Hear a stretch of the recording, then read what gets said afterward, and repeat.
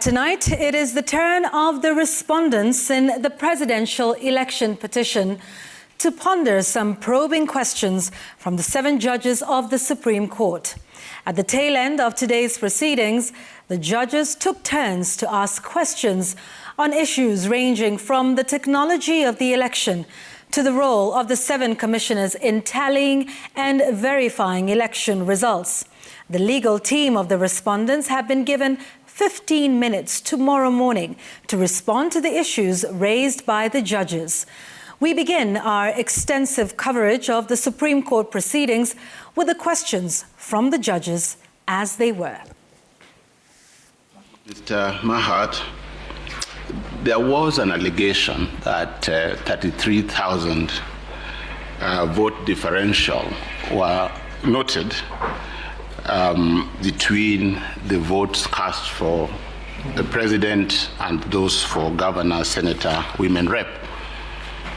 You tried this morning to explain that some of those instances arose from stray ballots. Would you tell us how many constitute stray ballots? And can you also share with us how those stray ballots are distributed in terms of counties? I know that the events of 15th August are in our minds, but remember that there was an extra day by which Mr. Chebukati could have declared the result. Why did he not wait until that day? Violence or no violence? Perhaps you have another reason. Reach out to the commissioners, the 4 that are now named the 4. Try and reach a consensus.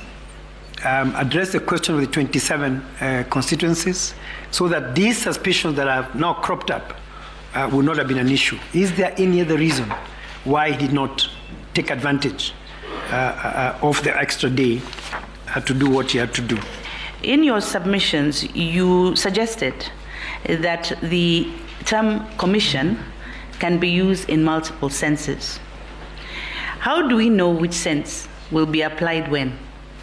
As a former Attorney General, perhaps you can point out to us whether it is in regulations, it is in the law, but how do we know which sense is applied when? I would have thought that one of the most important oversight roles in the commissioner's life would be when they are overseeing the verification and tallying of the presidential election result at the center before the same is then declared on behalf and for, and but for the people of Kenya by the chair.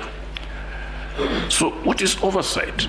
Please clarify in my mind, because it's a major issue here, what the constitutional role of the 6 commissioners is under Article 140. And once you tell us what it is, just position their role against that of the staff of the Secretariat and of the chair. When we look at Article 88, the role of IEBC is to supervise and conduct elections. I do not want to repeat this question. Why the chairman deemed it fit to allocate commissioners, I think what has been described as domestic chores, leaving the core business of IEBC to the CEO to supervise. We've been told that they did a good job in the polling stations.